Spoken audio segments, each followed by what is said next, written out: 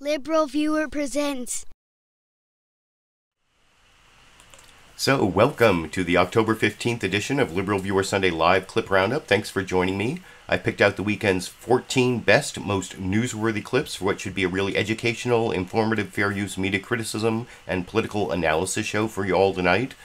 There was no Real Time with Bill Maher this week, so my one source of political comedy this week will be Saturday Night Live from last night, and I have a couple parts of the cold open with Alec Baldwin impersonating Donald Trump in a couple ways that I thought was really effective for the topic that I'm covering. The main topic is Trump unraveling, which is actually kind of a double entendre because there's this Gabriel Sherman article in Vanity Fair. Gabriel Sherman is the author of this book here, The Loudest Voice in the Room, about Fox News and Roger Ailes. Well, he's a good reporter about a lot of different things. He works for Vanity Fair now, and he has this report talking to a bunch of different White House sources saying that Trump is unraveling. Here you can see. I've actually put a link to that Vanity Fair article. So that's the one way Trump is unraveling. But the other way he's unraveling, he's actually unraveling accomplishments of the Obama administration. A couple big ones, Iran and Obamacare. Trump used executive orders this week to unravel those, and those will be my two subtopics I get to. But I'm going to start with the Saturday Night Live clip, and I've edited two parts of the Alec Baldwin impersonation of Donald Trump, two clips together that show these two different kinds of unraveling that Donald Trump is undergoing, supposedly, and I'll talk about that a little more with you after we watch that clip together over here. Been a big week, folks. We're getting rid of everything Obama did. Healthcare, the Iran deal, and we're ripping out all the vegetables in Michelle Obama's garden and planting McNuggets. McNuggets. Love the McNuggets. Because we love America, don't we?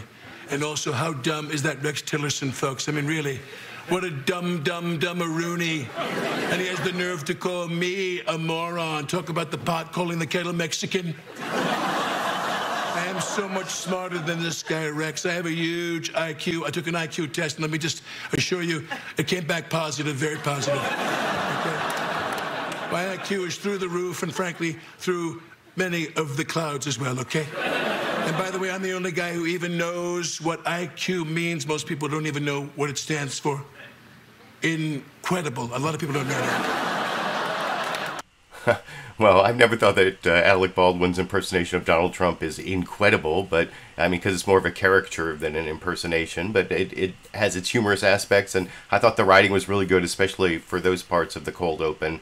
There was actually this Kellyanne Conway parody or impersonation by Kate McKinnon having to do with like the Stephen King It movie. It didn't really fit into my topics, but I put a link down in the video description as usual to the source of all my clips, including that Saturday Night Live clip, is available free on YouTube from the Saturday Night Live channel, where that Kate McKinnon Stephen King's It parody with Kellyanne Conway and Hillary Clinton, that's really worth watching too. Also down in the video description you'll see a link to my clip list if you want to follow along, the 14 clips and one still image. I just already showed you the still image from the Vanity Fair article. But I now want to get to the actual news clips, and I have from four of the big five corporate outlets of ABC, NBC, CNN, CBS, and Fox News. Those are the big five corporate outlets I take my clips from. Four of those I'm going to contrast. First, NBC and Fox News, the way they cover the unraveling of Obama administration accomplishments and the throwing the real responsibility over to Congress. As you might expect, NBC covers that much more critically than Fox News does.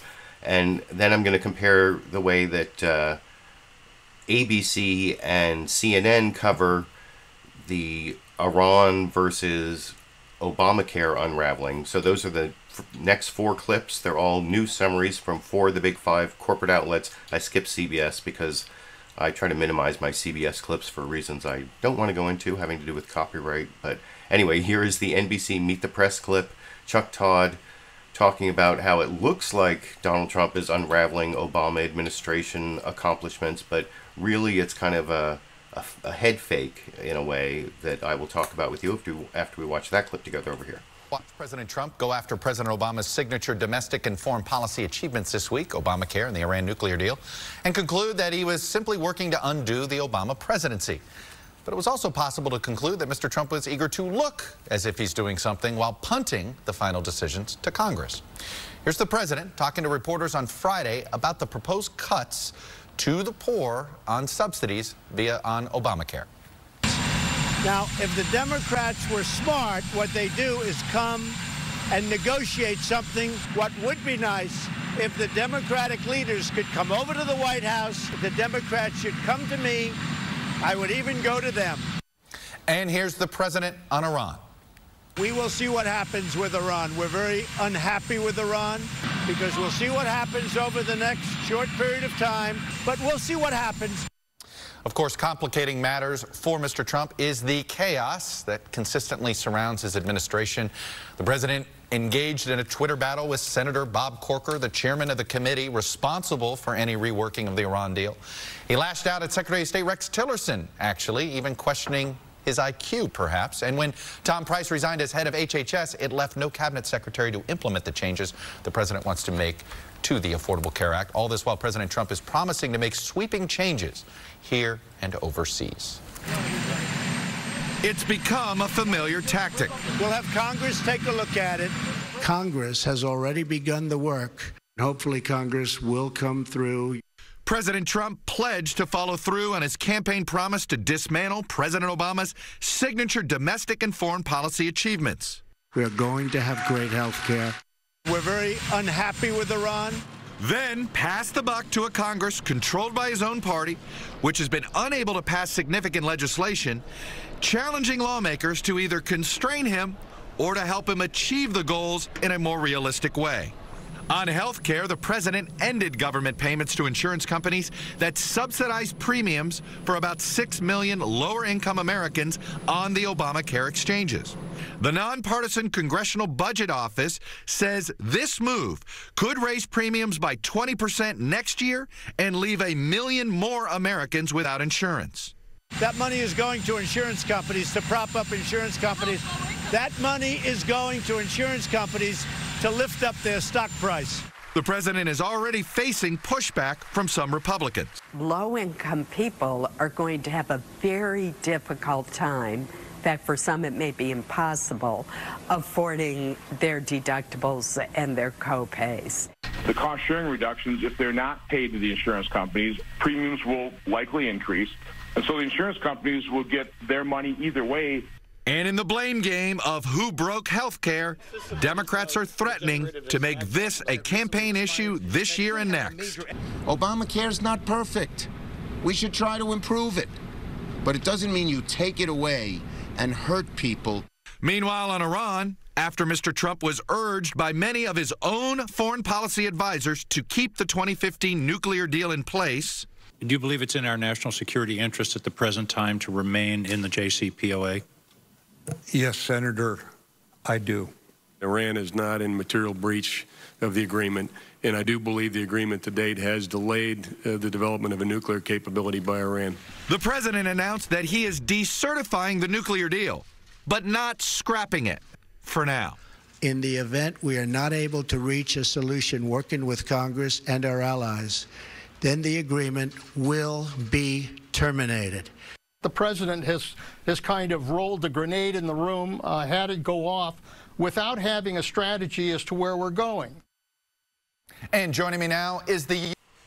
So, as you might expect, I prefer that analysis from Chuck Todd and NBC, the critical analysis of how Donald Trump is looking like he's unraveling both Obamacare and the Iran deal, but it is actually not exactly what it looks like. He's putting a lot of responsibility over onto Congress so that he can avoid responsibility, possibly, and that is not the way it was spun on Fox News, as you might expect. This is a much shorter clip. This is about 95 seconds. James Rosen is the guest host. James Rosen, you may remember, for my longtime viewers, I have a Fox News obituary of Kurt Vonnegut, that kind of Fox News obituary trashes Kurt Vonnegut, I think is the title. It's a very early video of mine. Well, James Rosen was responsible for that, so I've never been a James Rosen fan. I'm only going to take a few clips of him, 2 or 3, I can't remember. Yeah, 3 clips, I think, of James Rosen talking to guests. Here's him. This is actually the introduction where you'll see they set it up as Donald Trump challenging Congress and, you know, and taking on these issues, rolling back Obama and challenging Congress in a way that I think is very different from what you saw from NBC in that last clip, as I will discuss with you after we watch that over here. Takes aim at Barack Obama's 2 biggest accomplishments. First, the Iran nuclear deal. In the event we are not able to reach a solution working with Congress and our allies, then the agreement will be terminated. We'll examine the president's new strategy with National Security Advisor General H.R. McMaster. It's a Fox News Sunday exclusive. Then, a stunning blow to Obamacare as the president orders the federal government to stop paying subsidies for Obamacare exchanges. That money was a subsidy and almost, you could say, a payoff to insurance companies. On all this and more from both sides of the aisle, we get the sense of the U.S. Senate from Democrat Chris Murphy and Republican Dr. Bill Cassidy. Plus, I'm not quitting today, and I don't think I'm being fired today. White House Chief of Staff General John Kelly tamping down uncertainty over his standing and defending President Trump's feud with Senator Bob Corker. When members of Congress say things that are unfair or critical, the president has a right to defend himself. Our Sunday panel weighs in on Trump versus Corker and which of them will pay the higher price. All right now on Fox News Sunday.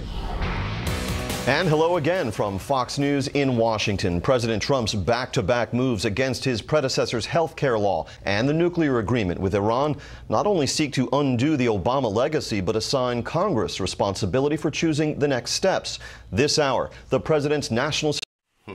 So, yeah, I think that gives a very different spin. I mean, I guess it depends maybe on which side of the political divide you're on. I have a lot more distrust of Fox News, not just James Rosen, and I think that, like I said, I much prefer the NBC analysis, but of course I am LiberalViewer, so you can tell me whether you agree or disagree with my analysis of those 2 clips juxtaposed together.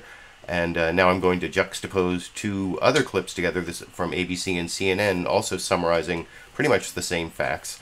And what I wanted to show, the juxtaposition between these 2 clips, is the way ABC looks really more carefully at the rollback on Obamacare, while CNN looks more carefully at the rollback of the Iran deal. You know, neither one is necessarily better, but they have different emphases, and I actually think ABC had the best summary in their news summary of the rollback of Obamacare, and that's the next clip, George Stephanopoulos. It's actually the shortest of, or actually each of these clips get shorter. CNN will be the shortest in just a minute, but here is 85 seconds on the rollback of Obama's legacy, especially Obamacare over here. Good morning. Candidate Trump's core pitch was pretty simple.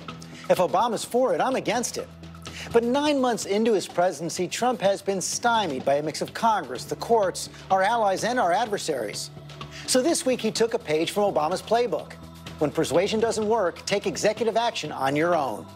He moved to kill the EPA Clean Power Plan and decertify the Iran nuclear deal. We're going to talk to the UN Ambassador, Nikki Haley, about that later in the program. First, the president's latest blows to Obamacare. Executive orders that aim to loosen the rules on pre-existing conditions and guaranteed benefits and stop the subsidies to health insurers that help low-income Americans afford their coverage. The Congressional Budget Office estimates that action could cause premiums to jump by 20% in 2018, 25% in 2020. The federal deficit also takes a hit, and more people will lose their coverage.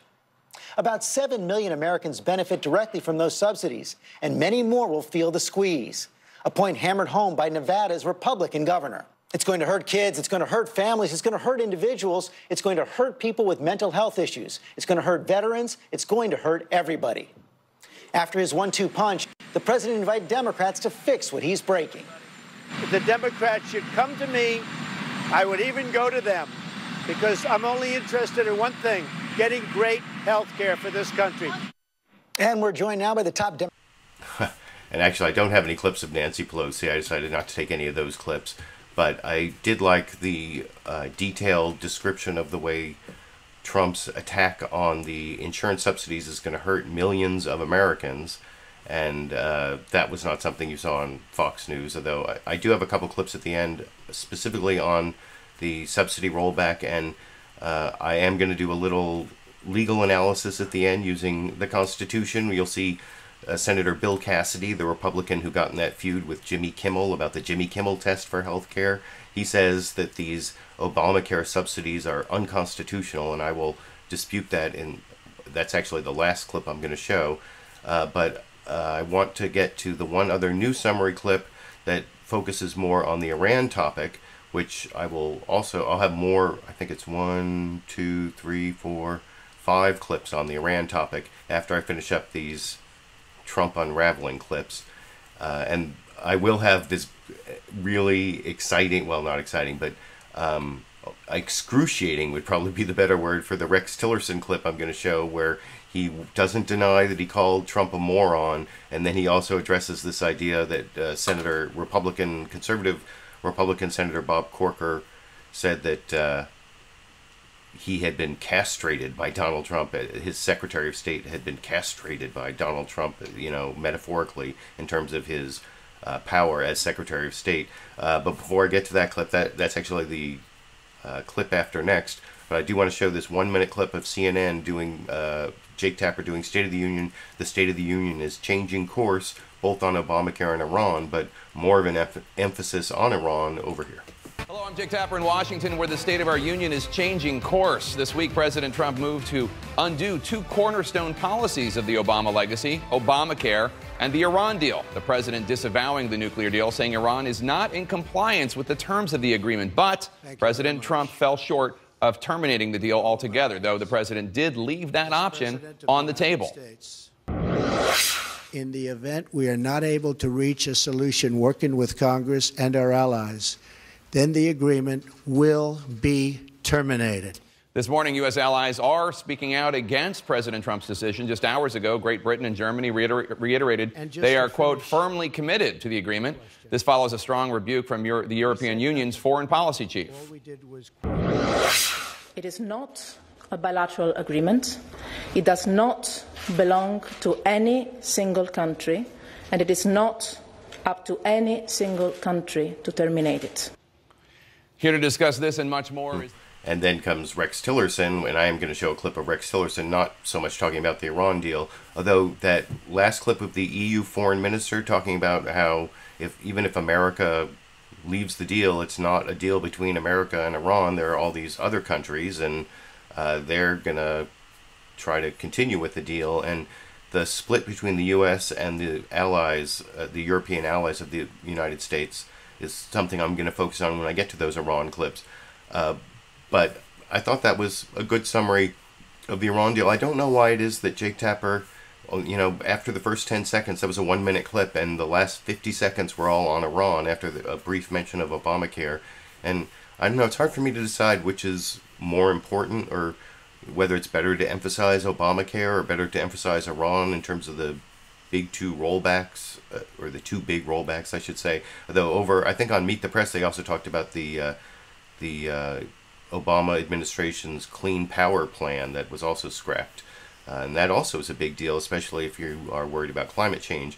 But before I get to the end of the topic of Trump unraveling, I want to get to the second double entendre meaning of unraveling, not unraveling the accomplishments of President Obama, but actually unraveling, it seems like, in terms of remember that Gabriel Sherman article I showed you earlier.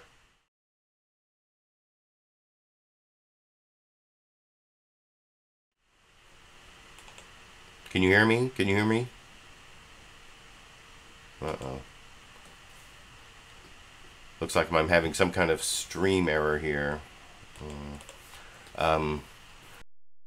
The Gabriel Sherman article talking about how he hates everyone and in the White House, and he's unraveling. And one of the symptoms of that is the New York Times article where Bob Corker said he might be bringing on World War III, and also said that he castrated the power, metaphorically castrated his Secretary of State there. And here's Rex Tillerson who's the one who supposedly called him a moron, not denying that. And Jake Tapper is very persistent on trying to get him to understand that by not denying it, he's kind of confirming it.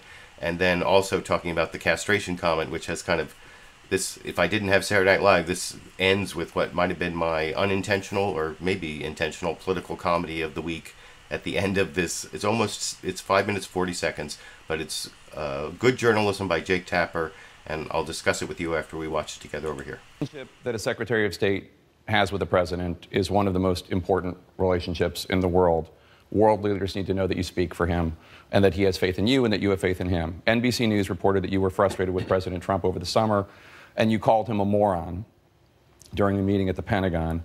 Now, you've dismissed the question as petty, but this is literally one of the most important relationships in the world, the one between you and President Trump. Is it true? Did you call him a moron? Jake, as I indicated earlier when I was asked about that, I'm not going to deal with that kind of petty stuff. I mean, this is a town that seems to relish gossip, rumor, innuendo, and they feed on it. They feed on one another in a very destructive way. I don't work that way. I don't deal that way, and I'm just not going to dignify the question. I call the president Mr. President. He and I have a very, very open, frank, and candid relationship. I see him often, speak to him nearly every day. I'm in the Oval Office a number of hours every week.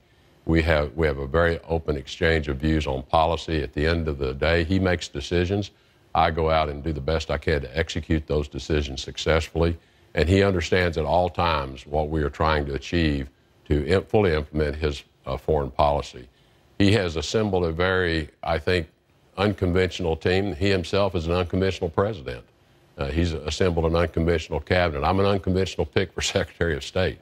But that's because he does not accept the status quo with the many threats that we're confronting in the world today.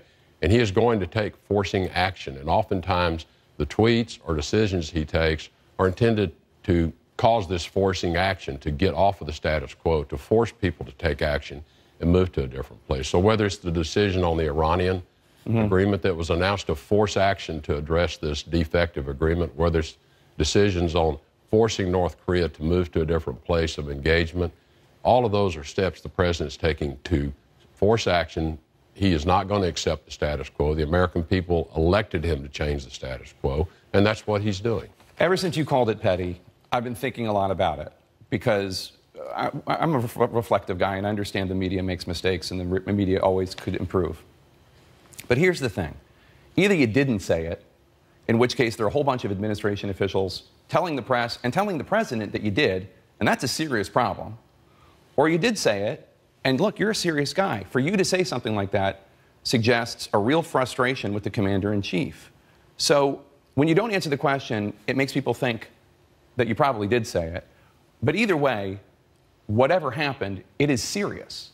So can you please clear it up? As I said, Jake, I'm not playing. These are the games of Washington. These are the destructive games of this town. They're not helpful to anyone. And so my position on it is, I'm not playing. I'm not playing. You want to make a game out of it? I'm not playing. I'm not making a game out of it. I mean, I'm just trying to see clarity because saying that if I said that my boss was a moron, that would be a serious issue. It wouldn't be, and my boss doesn't control nukes. I'm willing to move on, but I just want to be clear. You still haven't denied that you called him a moron. And, you know, a lot of people are going to watch this and think he probably said it. I'm not dignifying the question with an answer, Jake. And I'm a little surprised you want to spend so much time on it when there's so many important issues around the world to deal with.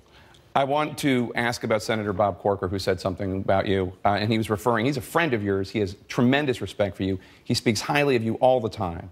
He says that you're one of the best things about the cabinet, and he's dismayed. He thinks President Trump is constantly undermining you. This is a Republican chairman of the Senate Foreign Relations Committee. He said that the president has, quote, castrated you before the world stage. That's his word, not mine. What's your response to that? Well, as I indicated earlier, Jake, I think this is an unconventional president. He uses unconventional communication tools. He uses unconventional techniques to motivate change. And for people that have been around Washington a long time, this is a place that you know better than I. You've been here longer than I have. This is not a place that likes to change. It actually enjoys the status quo. The last thing anyone likes to do in this town is make a decision. because when you make a decision, you're suddenly accountable for that decision. True. And so the president is out trying to motivate people to change, whether it's on health care with his executive action he recently took to motivate that change, whether it's on executive orders around immigration to motivate that change, or whether it's under the action he took under the Iran deal on Friday. It's to motivate a change. People in this town get very nervous and get very uptight about having to address serious issues by making decisions. And so the president is simply trying to do that in his very unique style, and he is very unique. I don't think there's any doubt that anyone sees him as anything other than the most unique president we've certainly ever seen in modern history, that we have recorded history of. Hard to dispute that. But again, I would say I am fully committed to his objectives. I agree with his objectives. I agree with what he's trying to do. How he wants to use his own skills tactically to push things toward change, I'm there to help him achieve those.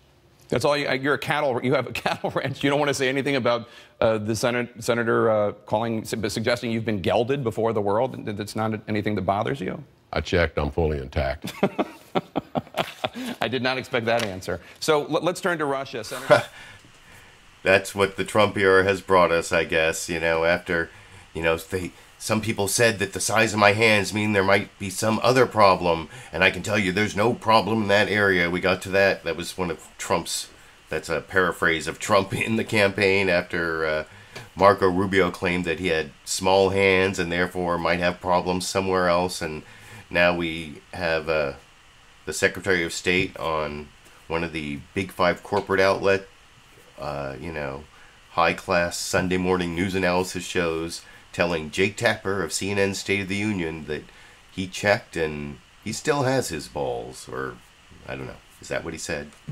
It's pretty much what he said. Gelding, castration. I mean, let's be real. That's what they're talking about, right? Of course, it's all metaphorical. It's metaphorical. He metaphorically checked and he's metaphorically intact. Anyway, that was the one clip that was most worth watching about Trump unraveling, because Rex Tillerson, you know, he came out and did this weird news conference where he did not deny calling President Trump a moron. He said, you know, I'm not going to get into that petty stuff. And here he comes on a news show to sort of follow up that performance. He was on a couple news shows, and I think this is the only clip I took of Rex Tillerson.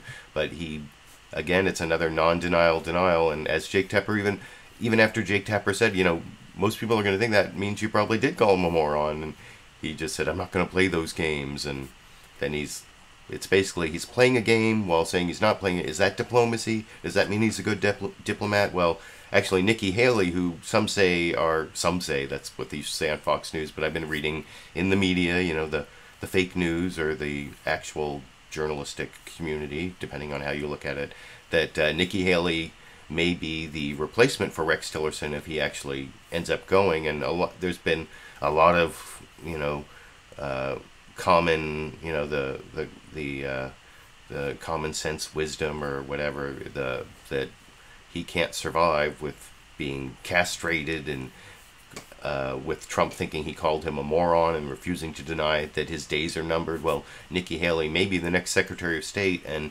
apparently she's been in a big feud with Rex Tillerson, but she also handles that very diplomatically. She denies it. She wants to avoid all the drama, but she really dodges all the questions, I think. She was on a couple different shows. I picked Meet the Press just because that's the first show she was on that I watched, and here she is denying that the feud between her and Rex Tillerson has gotten to World War III proportions, and also dealing with the castration quote in the 2-minute clip from Meet the Press this morning over here. And the reporting on this was a story in Politico earlier this week that called you the president's Iran whisperer.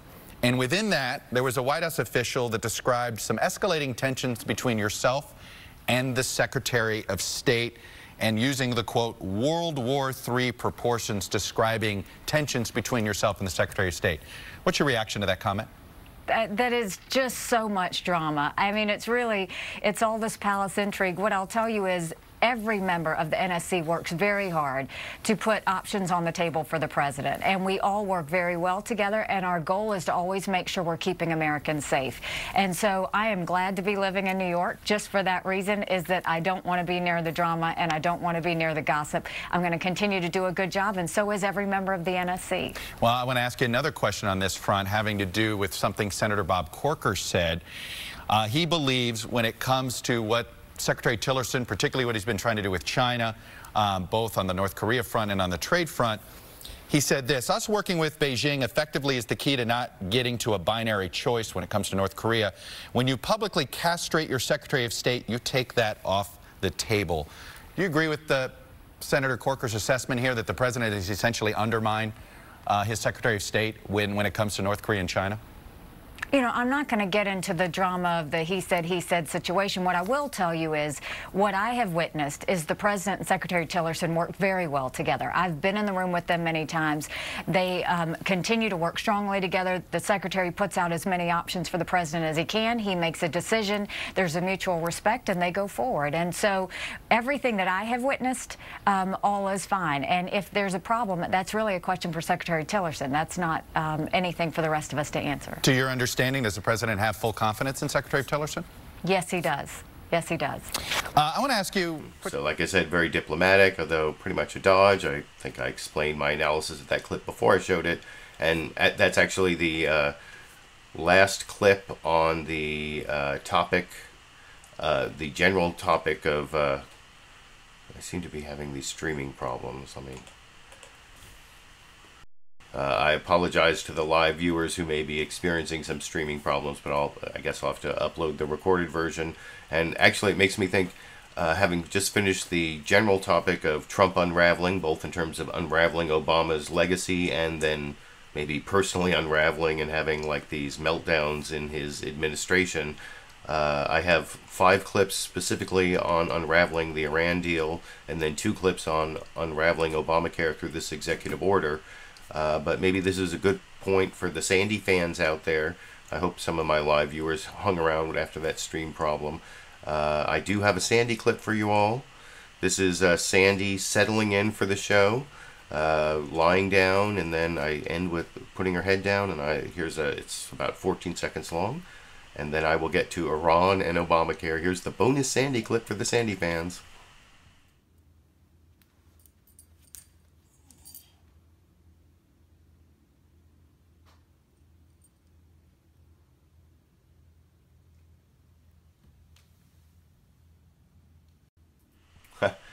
So that's your Sandy clip, bonus Sandy clip for the Sandy fans, and I apologize to the live viewers for the stream errors. Now the 5 clips I want to show on the unraveling of the Iran deal, starting with, I think, the most nuanced, moderate Republican position on this. This is, of course, from one of the most moderate Republicans, Susan Collins of Maine, who recently decided not to run for governor in Maine, so she's going to stay and be a moderate force. And she was, of course, one of the votes that killed the repeal and replace attempt of Obamacare in the Senate. And I actually have a clip of her talking about Obamacare or Trump care or whatever you want to call what's happening now later when I have those last 2 clips. But first, here she is giving, I think, the most moderate Republican assessment that is in favor of decertifying the Iran deal but not pulling out of the Iran deal, to spotlight a couple issues, although I disagree with her position. It's more moderate than what I'll show you a little later. But anyway, here's Susan Collins talking to George Stephanopoulos about her nuanced position supporting Trump's decertification of the Iran deal over here. Finally, Ambassador Nikki Haley is up next to talk Iran. Do you support the president's decision to decertify the Iran deal? It's important to distinguish between what the president did and what he didn't do. He could have reimposed sanctions unilaterally. He could have withdrawn from the agreement. He chose not to do that. Instead, he put a spotlight on 2 very troubling deficiencies in the agreement. Deficiencies which caused not only me, but also the Democratic leader, Chuck Schumer, to vote against the agreement. And those deficiencies include include the fact that there are no limitations on Iran's ability to develop ballistic missiles, including an intercontinental ballistic missile, which could reach us. We need to remember that a nuclear weapon is not just the warhead, it's the means of delivery as well. And second, he outlined a very important point, and that is that under the agreement, Iran has what I call a patient pathway to developing a nuclear weapon. So we ought to try to fix that, and that's what I hope that Congress will do, and I hope that the president will consult more fully with our allies, since this is a multilateral, not a bilateral agreement. Senator Collins, thanks for your time this morning. So I think that the concerns that Susan Collins raises there are fairly moderate and, you know, worth raising. It's just the tactic of decertifying. I don't really see how it actually helps in any way alleviate those concerns, which I'll get to after I show a few more clips. But I also want to show, remember earlier I told you to remember how the EU foreign minister said that the European allies were not in favor of what the Trump administration is doing, and Nikki Haley in this next clip addresses that, and her response is that, you know, in Iran they chant "Death to America," and so we're the ones really threatened. And there's a big fallacy in that I'll talk about after I show the clip as a little cliffhanger, so I can save some analysis of the clip till afterwards. And one of the things is that about this clip that made me really want to show it to you is it starts with a clip of the days when we actually had, you know, a rational, reasonable president, and just those few seconds at the beginning there, they made me a little wistful. You can tell me if the beginning of this clip makes you wistful, and then I'll talk about my analysis of what Nikki Haley says in terms of the European allies, why it doesn't make sense after we watch that clip together over here. Consider what happens in a world without this deal. Without this deal, there is no scenario where the world joins us in sanctioning Iran until it completely dismantles its nuclear program. Nothing we know about the Iranian government suggests that it would simply capitulate under that kind of pressure. And the world would not support an effort to permanently sanction Iran into submission. Put simply, no deal means a greater chance of more war in the Middle East.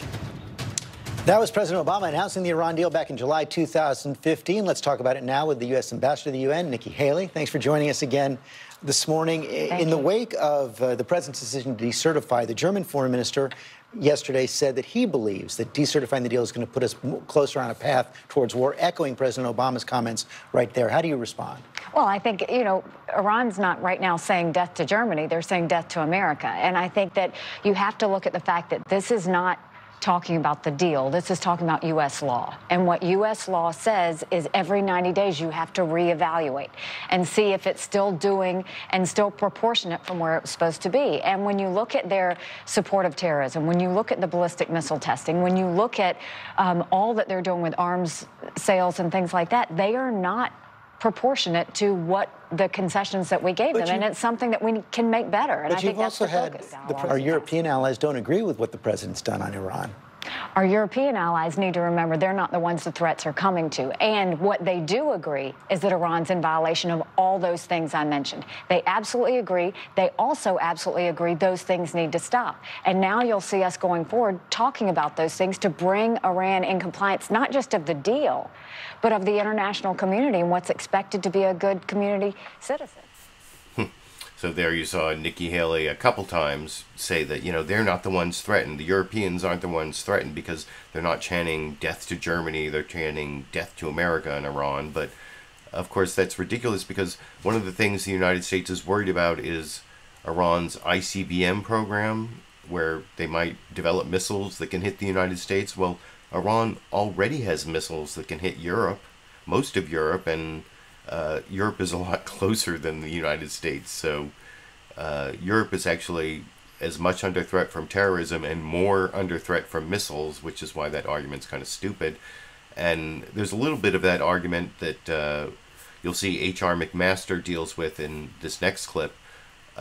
This is James Rosen doing a little bit of light questioning of the administration position on Iran. You'll see bringing up sort of a light version of the point I just made in terms of the allies about how they're not going to renegotiate this deal, and what I showed from that, I told you to remember from that original clip about the EU foreign minister. James Rosen brings that up, but I don't think his criticism of the Iran, of course from Fox News, the criticism of the Iran deal is not that robust, and I'll juxtapose it with a real democratic defense of the Iran deal from the Obama administration, and criticism of what Trump is doing from Senator Chris Murphy, and also on Fox News in just a minute. But here is the gentle questioning of the National Security Advisor for the Trump administration, H.R. McMaster, by James Rosen on the Iran deal. A little under 4 minutes long. I think actually doing a better job than you saw Nikki Haley do in that last clip, as I will discuss with you after we watch that clip together here. The men in government today, whom I think you most admire and respect, advised the president against making this decision. Iran is not in material breach of the agreement, and I do believe the agreement to date has delayed the development of a nuclear capability by Iran. I believe at this point in time, absent indications to the contrary, it is something the president should consider staying with. And our allies have weighed in right about where you would have expected them to be, with Britain, France, and Germany issuing a joint statement, and I quote, "We stand committed to the JCPOA," that's the technical name of the Iran deal, "and its full implementation by all sides. Preserving the JCPOA is in our shared national security interest," unquote. So, General, isn't it farcical to imagine that the Iranians or the P5+1 allies are going to be willing to revisit the terms of this deal? No, they already are revisiting the terms of the deal and the implementation of the deal. And our European allies, the E3 they're called, France, Germany, and the UK, are supporting much more rigorous enforcement of the JCPOA and monitoring.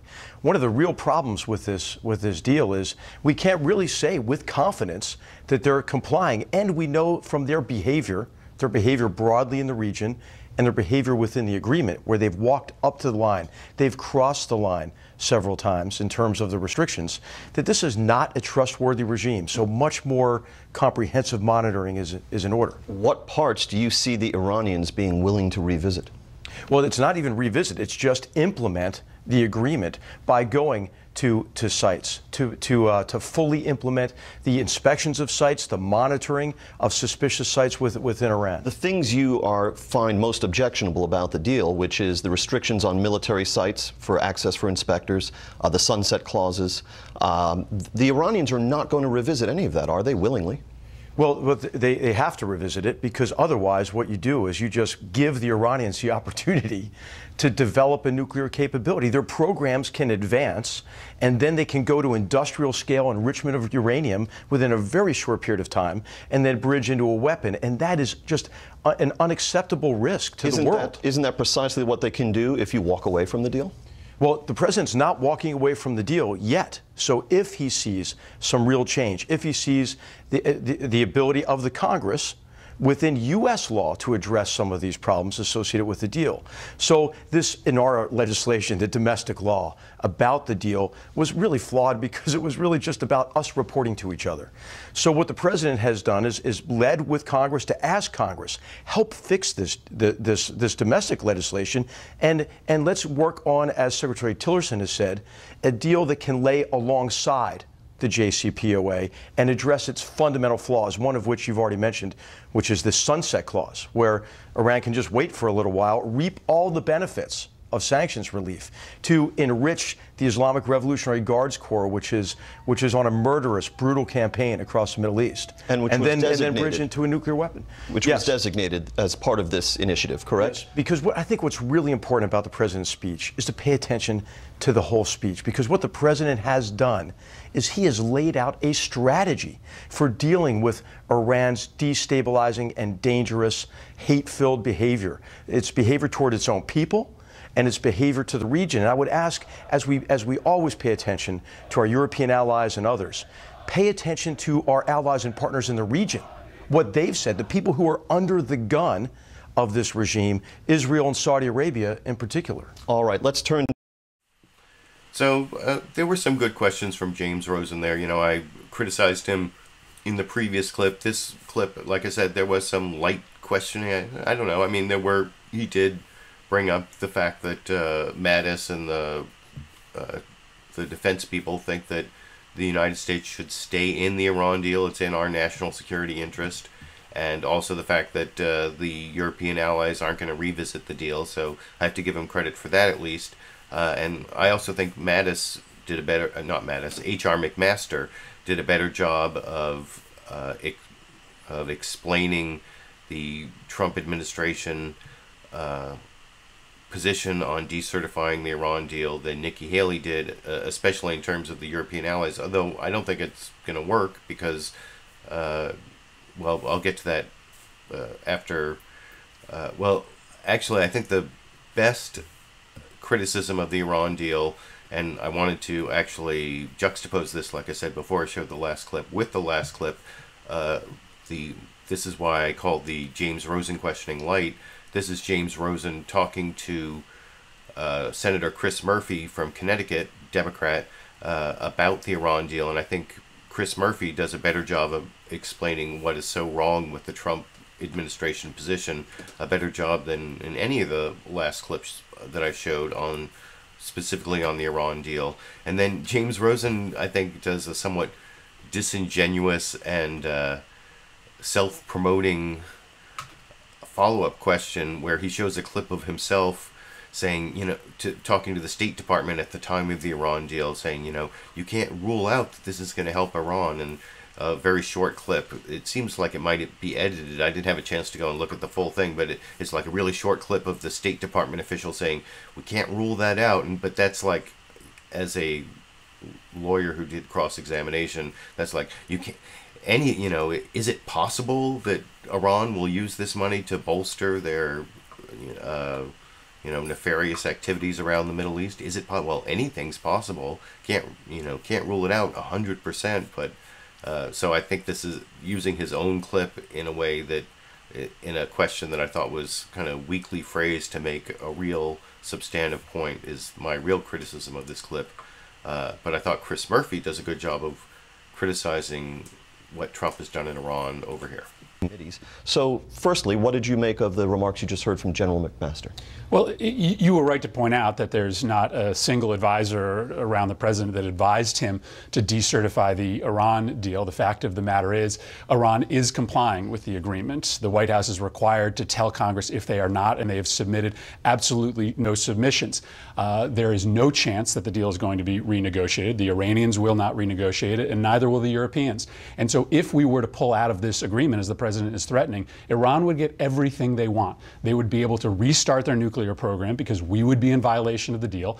The Europeans would continue to grant them sanctions relief. Their economy would continue to grow, and they would look like the victim in this situation. So there is absolutely nothing that accrues to our national security benefit if we ultimately pull out of this deal, and it is an absolute fantasy to suggest that we are going to be able to restart negotiations. Still, even the Obama administration conceded a year ago that the nuclear deal, far from having a salutary effect on Iran's regional behavior, might actually have been emboldening it. You can't rule out that, in fact, this deal has served as a cause for this more aggressive posture. I mean, I can't rule that out.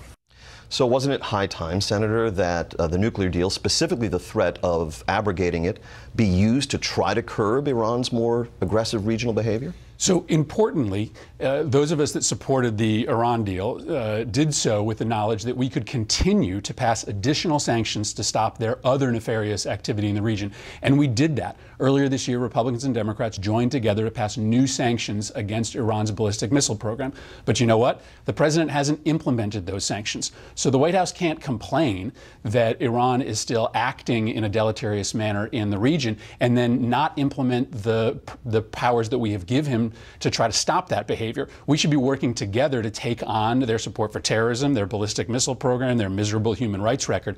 But if you allow them to get back on a path to a nuclear weapon, their activity in the region supporting our enemies, it's even worse. It's even more threatening to us if they become a nuclear power in that region. That should be unacceptable, and that's what that deal was about. You heard the president's. So like I said, I thought that was a really good explanation of why what Trump is doing makes no sense, especially because you saw H.R. McMaster and Nikki Haley say that they were, and even Susan Collins justify this as a way to stop what you just saw Chris Murphy there say, that the European allies aren't going to revisit this, and that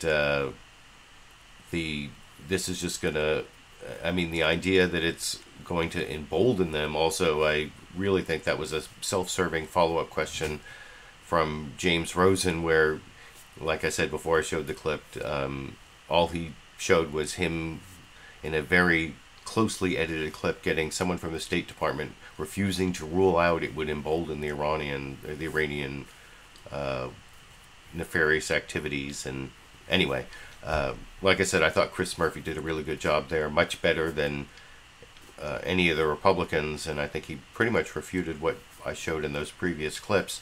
But I want to show one more clip, and I think for this clip I will save my analysis, except to say this is the Israeli Prime Minister criticizing the Iran deal and trying to defend what Trump is doing.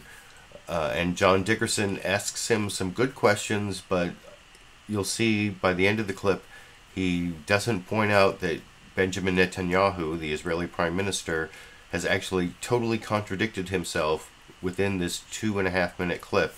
And I will explain how Bibi Netanyahu contradicted himself after we watch that 2.5-minute clip together. Over here. To those, including the signatories to this agreement, who say that Iran has been abiding by the agreement, and that while 10 years is a deadline you picked, that in fact there are longer deadlines where Iran will be monitored, and if they break and try to move back to a nuclear capability, the entire world will see and jump on them right away. John, I've always said that the greatest danger of this deal is not that Iran will violate it, but that Iran will keep it. Because under the deal, in a few years' time, Iran is guaranteed to have as many as 100 nuclear bombs. That's folly. And kicking the can down the road is not wise policy.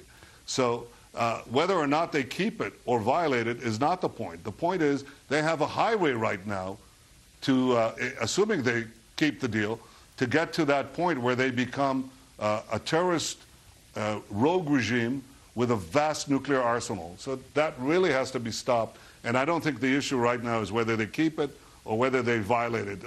The issue right now is we've got to change the destination to which they're heading. The supporters of the deal obviously dispute your characterization of their ability to get those bombs. But let me ask you about this scenario, which is, what if Iran looks at what President Trump has done and says, okay, no deal, we're going to go back to the full sprint to a nuclear program and blame the U.S. president for breaking the agreement? Well, they could have done that right from the start. They could have rushed to the bomb. You know, they never wanted to do that because there's always been a combination of the threat of a credible military response, which, by the way, we put forward. We didn't need others to put it forward. And equally, crippling sanctions. Remember, I stood in the UN a few years ago and I drew that red line? That's before the deal. They didn't cross it because they knew what the stakes are. And Iran today knows that if they do what you just said, they're going to get crippling sanctions on their heads. The U.S. alone can do that. The U.S. is, you know, it's a very powerful economy. It's almost a $20 trillion economy. The Iranian economy is 2% of that. So you think when countries have to choose between the U.S. economy and the Iranian economy, what will they choose? That's a no-brainer. So Iran faces crippling sanctions by the U.S. alone, let alone the U.S. with its allies. I think they're going to think twice. All right, Mr. Prime Minister, thanks so much for being with us. And no follow-up from John Dickerson. I don't know, maybe it was out of time, but as I was pointing out before I showed the clip, there's a total contradiction. At the beginning, he says if they stay in the deal, they have this highway to get a bomb.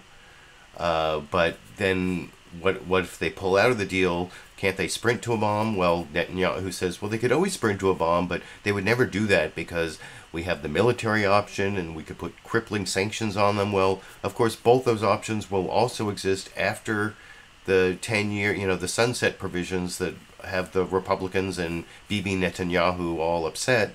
So why is it that the crippling sanctions and the military option are going to stop Iran from sprinting to the bomb before the agreement, or if they pull out of the agreement, but not after 10 years of the agreement when they are frozen in place and then they have the possible opportunity to sprint to a bomb, but then the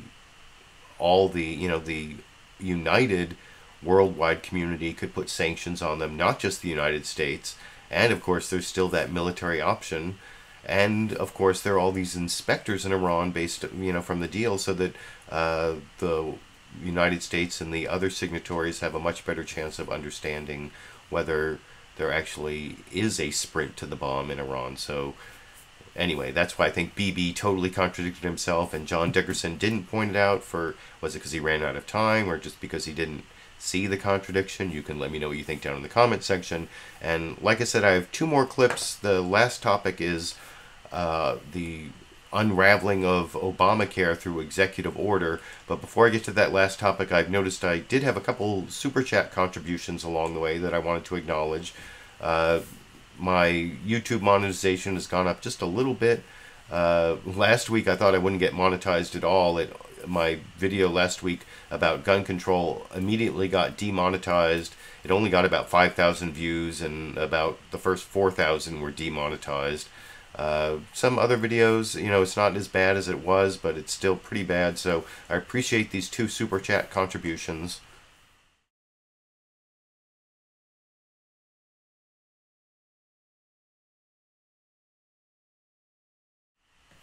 From Sexy Bob and Kevin Barry there, and Sexy Bob suggesting that I try to set the same start time every week. To try to get some regularity is why I do this Sunday show every Sunday. That's about the best regularity I can come up with, and I've been doing it for over 4 years now, but I rush to finish the show every week, and sometimes I have family commitments and other, to do something every Sunday as almost a hobby. Sometimes there's a little bit of revenue involved, but it's a hobby slash, I don't know, like part-time job, part-time business. I don't know. If you saw the revenues involved, you would think, why are you giving up every Sunday for 4 years plus in a row? And so the variability of the start time depends on how long it takes me to do the show, and also sometimes other commitments I have on Sundays. Occasionally I even have to go over to Monday, but I do the best I can. It's just a one-man operation. I'm doing it all myself, so it takes as long as it takes for me to finish, and then as I've explained often, it's usually about 8 to 10 hours every Sunday, which is why I hope to eke out some revenue from it, although I actually enjoy doing it, or I wouldn't do it. So, but I appreciate the input and suggestion, and of course the super chat contributions from Sexy Bob and from Kevin there. And now I want to get to my last 2 clips on the rolling back of Obamacare. These are the first one is Jake Tapper talking to Susan Collins, and these are both Republicans. This is kind of demonstrative of the problem that Republicans and the Trump administration have on repeal and replace. This is a Republican versus Republican split. Susan Collins, as I mentioned earlier, was one of the big no votes that stopped repeal and replace, and she's very critical of what the Trump administration did, stopping these subsidy payments to insurance companies to subsidize them for the co-pays and some other part. Well, you'll hear it kind of described here, and you saw it described pretty clearly in that ABC clip I showed earlier. Here's Susan Collins as a Republican saying this is going to hurt vulnerable people, talking to Jake Tapper on CNN's State of the Union this morning over here. Trump followed through on a long-discussed threat this week, ending the cost-sharing subsidies to health insurance companies. The president hailed the move as a way to stop a Democratic, quote, windfall to insurance companies. But President Trump's former chief strategist framed it as a move to destroy Obamacare. Then you had Obamacare, not going to make the CSR payments, going to blow that thing up, going to blow those exchanges up, right? Joining me now is a Republican lawmaker who has voted to block all of the recent Republican efforts to overhaul Obamacare, Senator Susan Collins of Maine. Senator, thanks so much for joining us today. Thank you, Jake. So let's begin right there. By scrapping these subsidies to health insurance companies, is President Trump, as Steve Bannon said, blowing up Obamacare? Jake, the debate in Washington has been on whether or not to repeal and replace Obamacare in the future. What the president is doing is affecting the ability of vulnerable people to receive health care right now. This is not a bailout of the insurers. What this money is used for is to help low-income people afford their deductibles and their copays so that their health care is available to them. In addition, the president has taken steps to cut off funding to reach people who are eligible for subsidies under the ACA.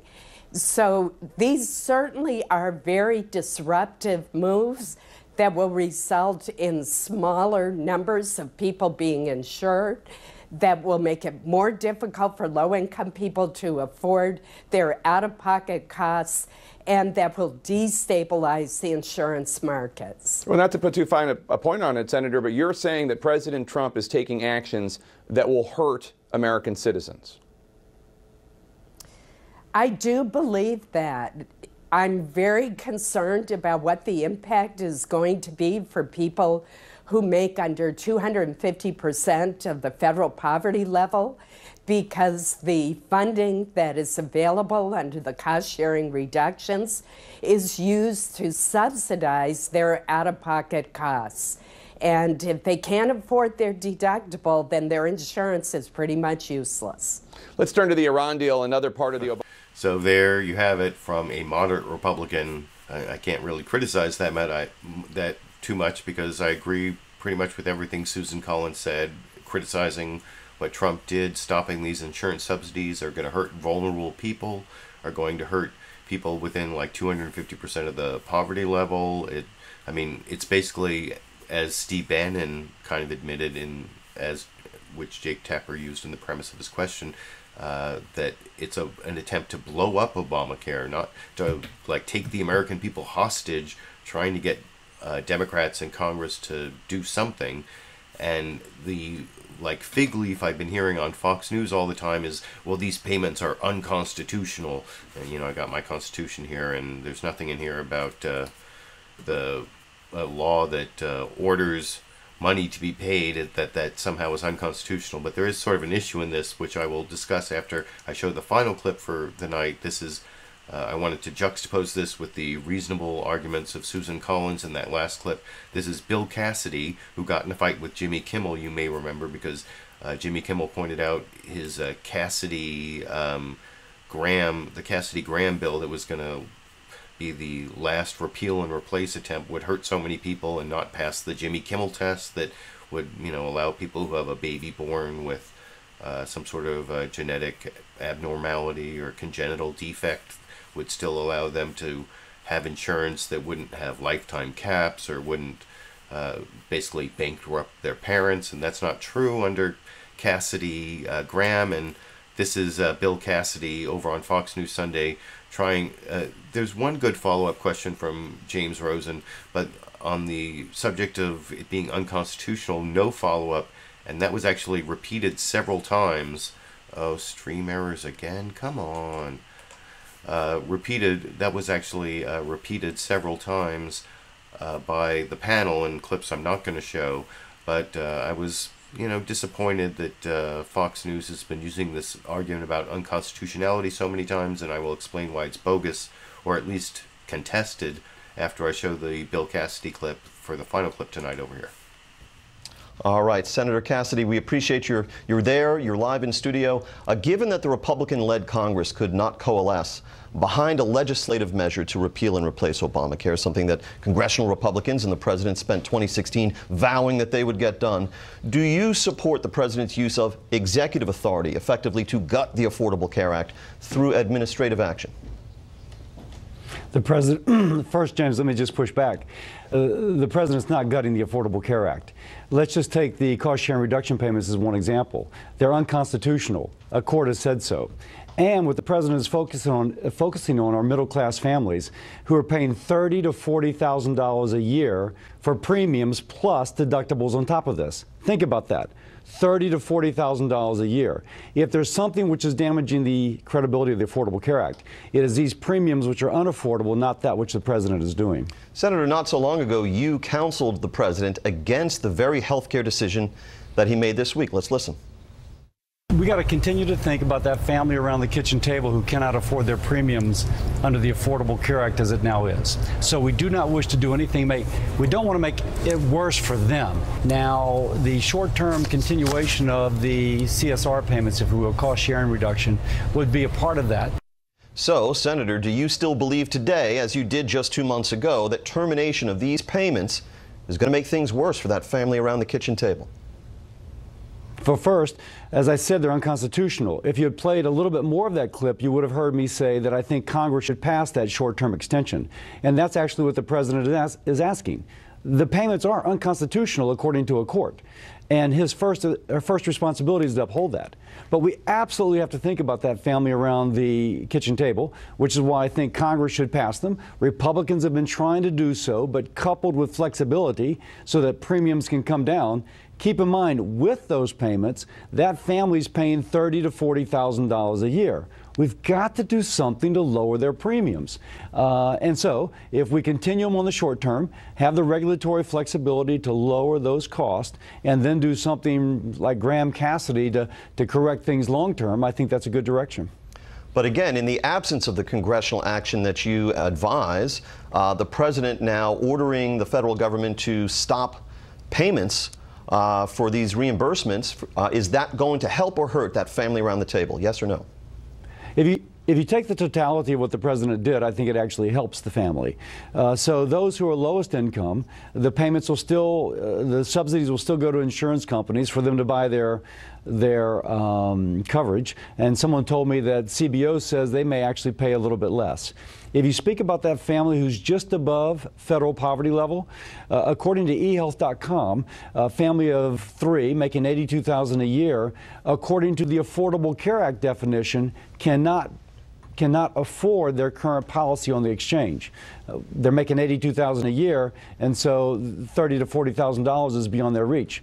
The president also allowed flexibility for their employer to perhaps band together an association health plans, or for short-term insurance to be sold that would be much lower in cost to allow them to purchase that which they can afford. Right now they can't afford. Let's give them the chance to buy something they can afford. Senator, some remarks made yesterday at the Values Voters Summit here in Washington. And so you see James Rosen there, like, moving to a new topic without any cross-examination about the unconstitutionality of these insurance payments. And several times in the panel discussion later on Fox News Sunday, they claimed there were various people claiming it was unconstitutional. No one ever explained how it might actually be constitutional. And it's based on this one district court decision. And it's because Obamacare was poorly drafted. So it ordered the president to make these payments. It ordered the executive branch to make these payments, but it didn't actually appropriate the money. So Congress has to appropriate the money every year to do what Congress already passed a law. The Obamacare law orders the executive branch to make the payments, but doesn't appropriate the money. And then the Republicans, when they took over Congress, refused to appropriate the money. So it's a conflict, but that doesn't mean it's unconstitutional. There are various ways this can be resolved. There's actually a federal claims court that has this whole fund of money that's meant to pay claims where the federal money that hasn't been appropriated but that the federal government owes. So there are various different ways this money could get paid. So it's really disingenuous to claim that it's unconstitutional. So I just wanted to make that analysis, but that's the last clip, and I apologize to the live viewers for all the stream errors.